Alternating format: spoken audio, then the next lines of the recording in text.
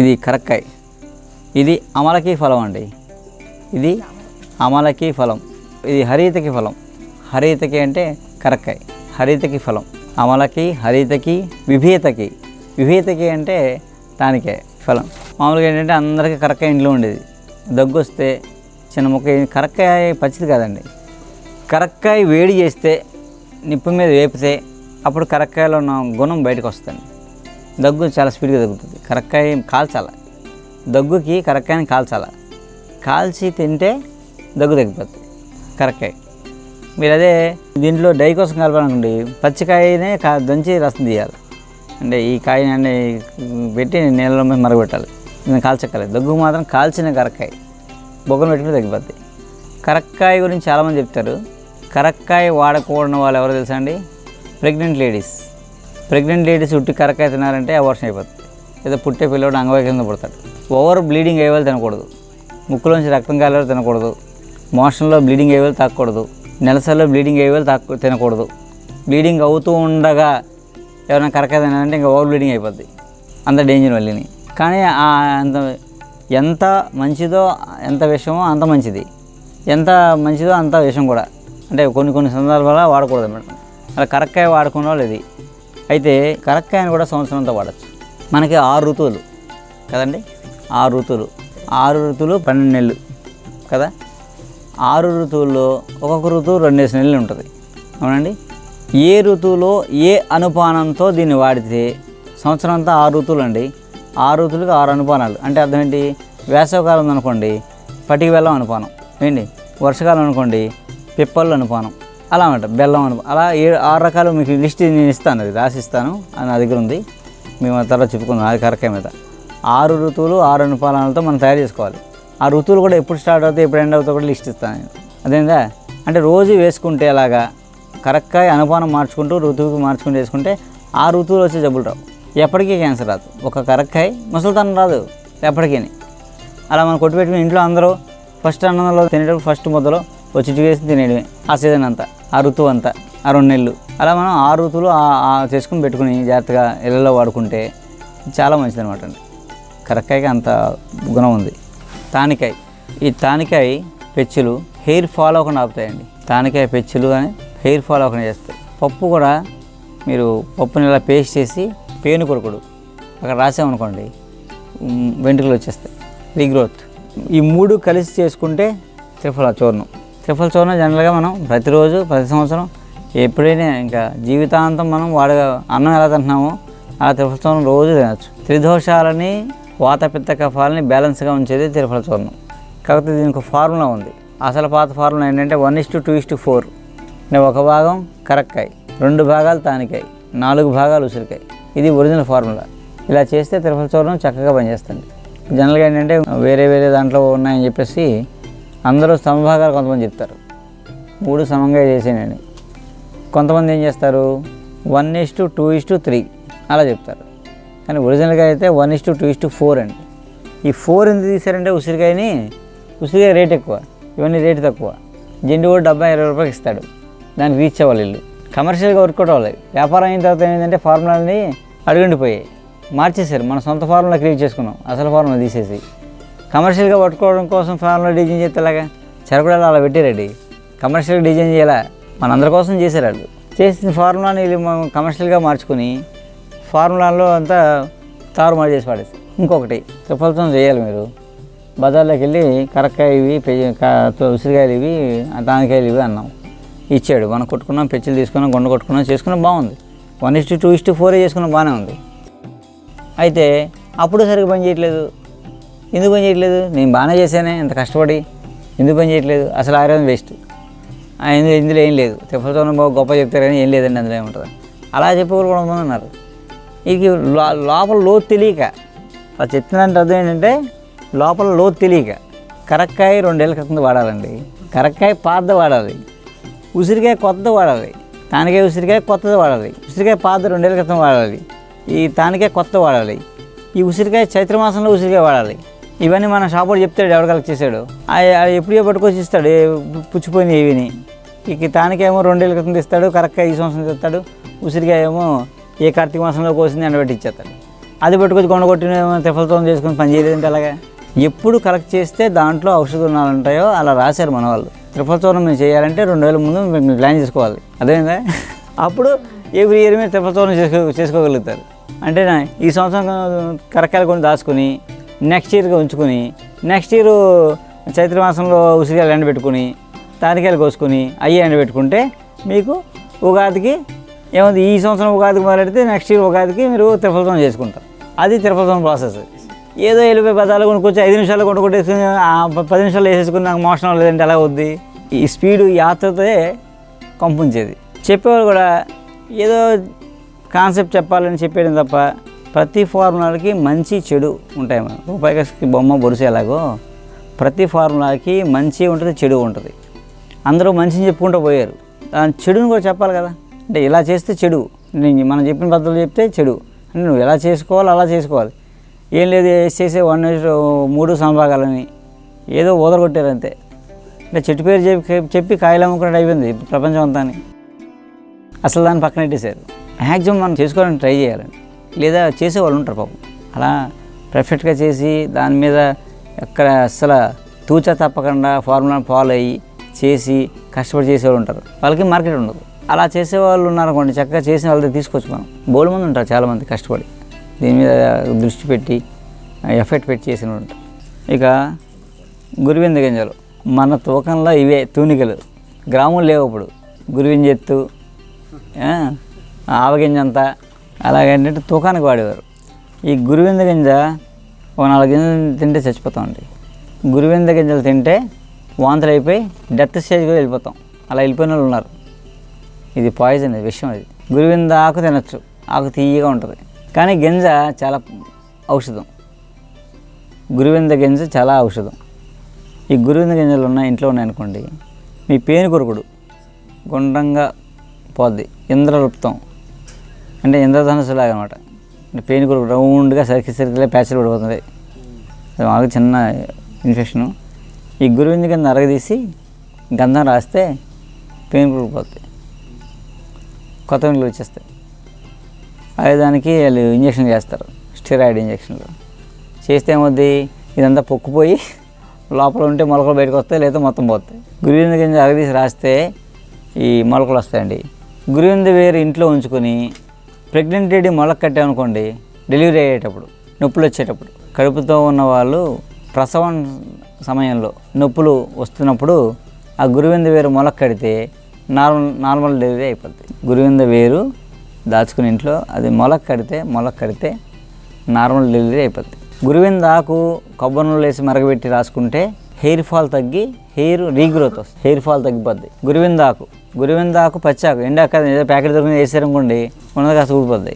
గురువింద ఆకు పచ్చాకు కొబ్బరి నూనెలో వేసి మరగబెట్టాలి.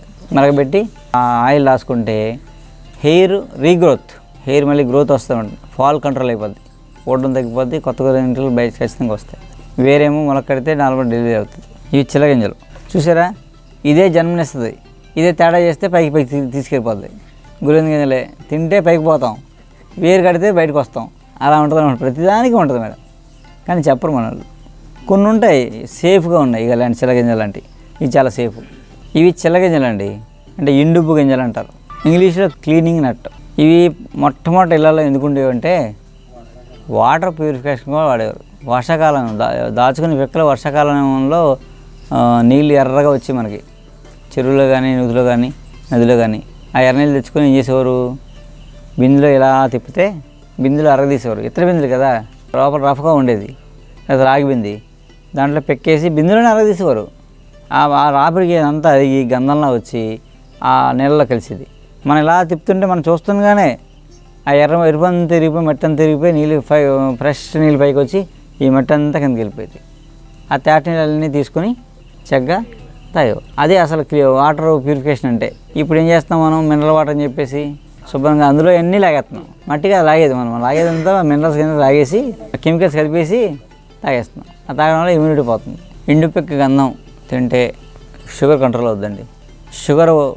డయాబెటిక్ షుగర్ పేషెంట్స్ ఎవరైతే ఉన్నారో వాళ్ళకి యూరినల్ ప్రాబ్లమ్స్ అన్నీ తగ్గుతాయి. కిడ్నీ ఫిల్టరేషన్ బాగా పెరుగుతుంది దీనివల్ల. ఎండుపు గింజ వల్ల కిడ్నీ ఫిల్టరేషన్ బాగా చేయగలదు. విరోచనాలు అవుతుంది అనుకోండి, విరోచనాలు ఎండుమిరపకాయ గంధం, గసగసాలు 2 మిక్స్ చేసి వేసుకుంటే మీకు మోషన్స్ తగ్గిపోతాయి. డెలివరీ అసలు మామూలుగా అయితే ఈ గంధం రైస్ నాకు ఇచ్చేవారు, నాకైతే తగ్గిపోయేది. 1 డోస్తో మోషన్స్ తగ్గిపోయి. సింపులే కదా. ఈ కొనుక్కోవచ్చు బజార్లు, ఏం కల్తీ చేయలేదండి. ప్రస్తుతానికి చేయలేరు, తర్వాత కూడా ఏం చేసాము కానీ ఇప్పటికైతే ఏం చేయలేరు. ప్లాస్టిక్ రైస్ లాగా తర్వాత చేస్తారు. ఇలాగ ఉంటే మనం కూడా ఏం నేర్చుకోకుండా ఉన్నాం అనుకోండి, మనకు తెలియదు ఒరిజినల్ ఏదో డూప్లికేట్ ఏదో. అందుకేంటంటే ఈ గింజలు దాచుకుంటే మనకి మోషన్స్ అవుతున్నా, యూరిన్ ఎర్రగా వస్తున్నా, యూరిన్ కలర్ మారినా ఎల్లోగా కానీ ఎర్రగా కానీ వస్తుంది అనుకోండి, ఈ గంధం రైస్ రోజు నాకితే యూరిన్ వైట్గా వస్తుంది. నిర్మలి అని పిలుస్తారు సంస్కృతంలో. నిర్మలి చాలా నిర్మలంగా ఉంటుంది అన్నమాట. ఇది సేఫ్, ఇది దీనికి ఏమీ చెడు లేదు, సేఫ్ ప్లాంట్. ఈ సీతాఫల గింజలు ఇది తెలుసు కదా మనకి. దీంట్లో పప్పు ఎలా ఉంటుంది, ఈ పప్పు తీసి మెత్తగా నూరి పేస్ట్ లాగా కొంచెం కొబ్బరిని కలిపి క్రీమ్లా చేసి తలకు రాసేయాలండి. రాసేసి గుడ్డ కట్టేయాలి, పేలిపోవడానికి. కొంతమంది నూనెలో మరగబెట్టి రాసుకుంటారు, మరిగిన తర్వాత కుళ్ళు కంపు కూడా వేస్తుంది. రాసుకుంటే ఆ రోజు ఆ గదిలో ఉండలేము మనం. వాసన అది పచ్చి మెత్తగా పేస్ట్లా చేసి నెమ్మదిగా కలంలో అది కొంచెం నూనె కలిపి తలంతా పట్టించేయాలి. లేదా పచ్చిదైన పర్లేదు కొంచెం నీళ్ళేసి రాసి నూరేసి పేస్ట్ లాగా తలంతా పట్టించి గుడ్డ కట్టేయాలి. కట్టేసి పడుకోవాలి రాత్రి అంతా. పొద్దునకి పేలని చచ్చిపోయి గుడ్డ కంటుకుపోతాయి, ఈ క్లాత్ కంటుకుపోతాయి, దులిపేయడమే. మళ్ళీ కరెక్ట్గా వారం అయ్యాక మళ్ళీ పెట్టేయాలి. ఏమైనా పెట్టలేదు అనుకోండి, దాని ఈళ్ళు ఉంటాయి కదా ఎగ్స్, అవి మళ్ళీ పిల్లలు అయిపోతాయి. అందుకే వారానికి ఒకసారి పెట్టేసాం 4 వారాలు శుభ్రంగా పేలిన పోతే ఎప్పటికీ పేలు పట్టరు. సీతాఫల గింజలు అసలు ఈ మొక్కే క్రిమిసంహారి అండి. ఈ ఆకు, ఈ గింజ అంతా కూడా చెట్టు గాలి క్రిమిసంహారిని. ఇది పేలిని చంపేస్తే ఆకు ఉంది కదా, పూర్వం ఔషధం సీతాఫల ఆకులో వేసి తీసుకునేవారు, అంటే బాగా పనిచేసేది ఏమంటుంది. ఈ గుమ్మడి గింజలు, గుమ్మడి పప్పు వెళ్తే వచ్చిన గింజలు, ఈ గింజలు తింటే రోజుని మంచి బలం అండి. పిల్లలకి మంచి బలం, ధాతు పుష్టి. మామూలుగా మోకాళ్ళు అరిపిన వాళ్ళకి మోకాళ్ళలో గుజ్జు పడుతుంది తింటే, స్పెర్మ్ కౌంట్ పెరుగుతుంది, బాగుంటాయి పప్పు. పూర్వం మన చిల్లరలు ఇవే, కురుకుర్లు అని లేసులు కాదు, నల్ల జీడి పెక్క. ఎవరు ప్రయత్నం చేయకండి. పుల్లతో కరెక్ట్గా 4కి 1 డ్రాప్ రాస్తే కొన్నాళ్ళకి పెరిగి దగ్గు వస్తారు. కొన్నాళ్ళకి పెరిగిన వచ్చిన దగ్గు ఎన్ని కాఫ్ సిరప్లో అనేది తగ్గదు. కరెక్ట్గా పెట్టగలిగేది టెక్నిక్ అనమాట. అంటే ఆ పెట్టించుకున్న కదా 4 కరెక్ట్గా పెట్టాలి. అందరికీ 4 నొక్కడం రాదు, లోపల నొక్కడం 4 పుక్కిపోద్ది. వెరీ డేంజర్ ఇది. కొన్నాళ్ళకి మందుగా వాడేవారండి. ఇలా కత్తితో ఇలా ఘాటు పెట్టి గట్టిగా ఇలా నొక్కి ఆ పుల్లతో తీసి ఆ జీడి కరెక్ట్గా ఆనమని అలా రాసేవారు. నేను కొన్ని వేల మంది పెట్టాను, తగ్గిపోద్ది 1 డోసు. ఇదంత బాధ ఎందుకు, ఇంత రిస్క్ కదా. అదే అలా రాత్రి పడుకోగానే దగ్గు వస్తుంది అనుకోండి, అలా చూస్తే కొందరికి ఇలా ఏర్పడి ఉంటుంది అలా ఒక పొడుగ్గా. ఇది పెట్టకలేకుండా సింపుల్గా చెప్పమంటారు ఏమిటి, హోమియోలో హయోసియామస్ అని డ్రగ్ ఉంటుంది. హయోసియామస్ 30 నైట్ డోస్ వేయాలండి. రేపు పొద్దున్న సగం తగ్గింది అనుకోండి, మరి ఇంక డోస్ వేయకూడదు. తగ్గింది కానీ 3 డోస్ వేసారనుకోండి టాప్లో వేసిపోద్ది, మళ్ళీ రివర్స్ అయిపోద్ది. 1 డోసు వేస్తే తగ్గిపోద్ది. 2 రోజులు చూసి ఇంకా కొంచెం ఉంటే 1 డోసు. 1 డోసు లేదా 2 డోసులతో ఆ కొండ 4 వాళ్ళు వచ్చిన దగ్గు తగ్గిపోద్దండి. సింపుల్ అన్నమాట.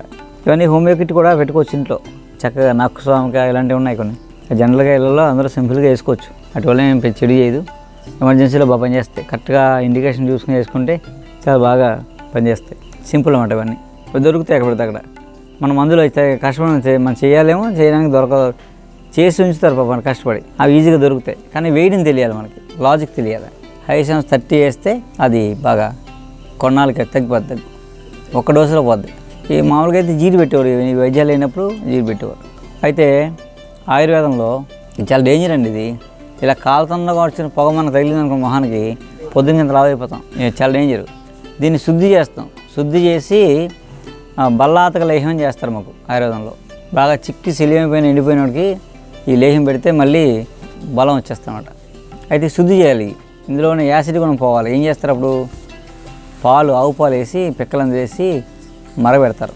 ఇంకా అక్కడ ఉండరు, ఏ పోయో పెట్టేసి వెళ్ళిపోతే దూరంగా అక్కడ ఉండరు, ఆ పొగలో ఉండరు. పొగ తగలకుండా జాగ్రత్తగా అని చేస్తారు. చేసి అలా పోయిన తర్వాత పాలన్నీ అయిపోయాక పిక్కలు తెచ్చి ఎండబెట్టుకుని గుండగొట్టి నేతిలో వేయించి అప్పుడు పొడి కొడతారు. ఆ పొడితో లేహ్యం చేస్తారు. బలాతక లేహ్యం బయట అమ్ముతారు బజార్లో. కానీ కరెక్ట్గా ఆ సిమ్టమ్స్ అవి చూసిస్తారు. అది మాత్రం తేడా వస్తే ఒళ్ళు వాచిపోద్ది. తర్వాత దీనికి ఇంకో పేరు, దీని పేరు క్లీనింగ్ నట్ కదా, దీని పేరు మార్కింగ్ నట్. శాఖల బట్టలకి మార్క్ చేసుకున్నారు అనమాట గుర్తుగాని. ఆ మార్క్ పెట్టింది కూడా ఇది నాకు ఎలర్జీ అనుకోండి, పడదనుకోండి, ఇది ఒకసారి పడదు కొంతమందికి ఎలర్జీ అనుకోండి, ఆ షర్ట్ వేసుకుంటే ఇది ఒళ్ళు ఉబ్బుపోయేది అనమాట, అంత డేంజర్ మార్కింగ్ నట్టు. చిక్కి శల్యం అయిపోయిన కూడా జీవం పుట్టిస్తుంది, జీవామృతం. ఇదంతా అంత విషము అంత అమృతం అంటే చాలా మంచి ఇది అనమాట జీవామృతం. టీబీ పేషెంట్స్, టీబీ హెచ్ఐవి పేషెంట్స్కి బాగా సన్నగా అయిపోయిన వాళ్ళకి ఇది కానీ పెడితే మళ్ళీ చక్కగా మంచి పుష్టిగా తయారవుతారు, మంచి ఎనర్జీ వస్తుంది, చాలా స్పీడ్గా రోజుల్లోనే మార్పులు కనిపిస్తాయి, అంత మంచిది. అమృత బల్లతగా ఏమంటారు, జీవామృతం పిలుస్తారు, అలా చాలా. అయితే దీంతో కూడా హోమియోలో మందు ఉంది, కానీ మనం అంత హోమియోపతి బాగా అర్థం చేసుకుని డెప్త్కి వెళ్ళి చేయగలిగితే ఈ ప్రపంచంలో క్రూయల్టీ ఉండదండి, చంపే తత్వం ఎవరికి ఉండదు, క్రూరత్వం ఏమి ఉండదు. ఇది కానీ కరెక్ట్గా వాడగలిగితే. హోమియోలో అనకార్డియం ఒక మందు ఉంటుంది, చిన్నప్పుడే పిల్లల్ని మనం కరెక్ట్గా గెస్ చేయగలిగితే హోమియోపతి ఆ డాక్టర్ల దగ్గర ఉంచితే కనుక వాళ్ళు బాగా గెస్ చేస్తారు. వాళ్ళలో ఈ అనకార్డియం టెండెన్సీ ఉందనుకోండి చిన్నప్పుడే, అప్పుడే మందు వేస్తే వాళ్ళు ఇంకా పని చేయరమంటారు. అంటే అనకార్డియం వాళ్ళకి ఎలా ఉంటుందంటే అండి, వాళ్ళ నైజం ఎదుటోడు ఏడిస్తే వీడికి ఆనందం అనమాట, శాడిజం.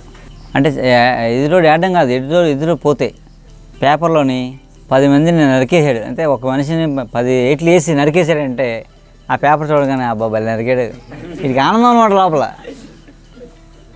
టెండెన్సీ.